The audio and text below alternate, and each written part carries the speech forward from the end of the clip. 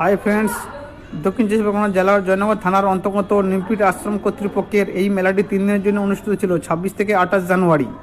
তো এই মেলাটি আমি আর আমার মেয়ে গতকাল বৃহস্পতিবার আমরা ঠাকুর দেখতে গিয়েছিলাম। প্রথম ঠাকুরকে প্রণাম জানিয়ে আমরা মেলা দেখা শুরু করলাম।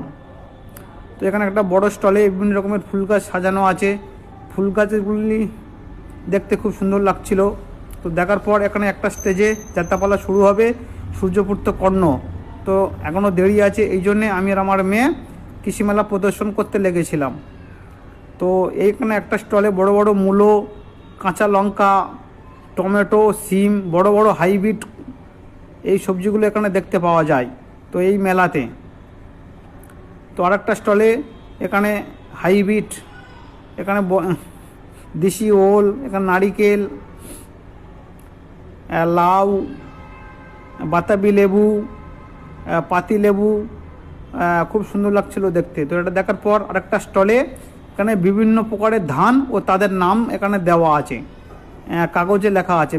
এখানে প্রায় বলতে গেলে 100টি ধান ও তাদের নাম এখানে উল্লেখ করা আছে। খুব দেখতে ভালো লাগছিল, আমরা এটাও দেখলাম।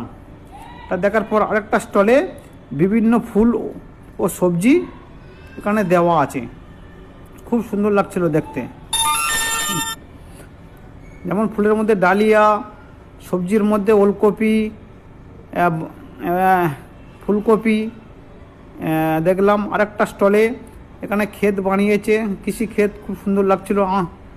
আমার মেয়েও দেখছিল। দেখার পর আমরা এখান থেকে বেরিয়ে পড়লাম অন্য স্টলে। আরেকটা স্টলে সবজি বাগান, পাম্পের সাহায্য এখানে দেওয়া আছে, সারি সারি কলা গাছ। ও আরেকটা স্টলে এখানে সাজিয়েছে গ্রামের অপূর্ব ছবি, খুব সুন্দর লাগছিল দেখতে। এটা বিভিন্ন রকম এখানে ক্ষেত করা আছে, পোলট্রি ফার্ম। তো আরেকটা স্টলে দেওয়া আছে সুন্দরবনের জঙ্গল, খুব সুন্দরভাবে করেছে এটা, খুব খুব দেখতে ভালো লাগছিল এখানে।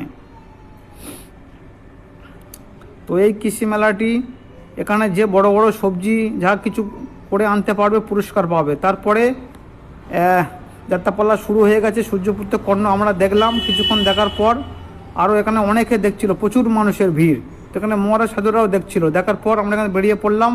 অবশেষে আমরা মা সারা দেবীকে প্রণাম করলাম। প্রণাম করার পর আমার মেয়ে বিরিয়ানি খেতে চাইলো, বিরিয়ানি খুব ভক্ত, 1 প্লেট বিরিয়ানি খেতে দিলাম।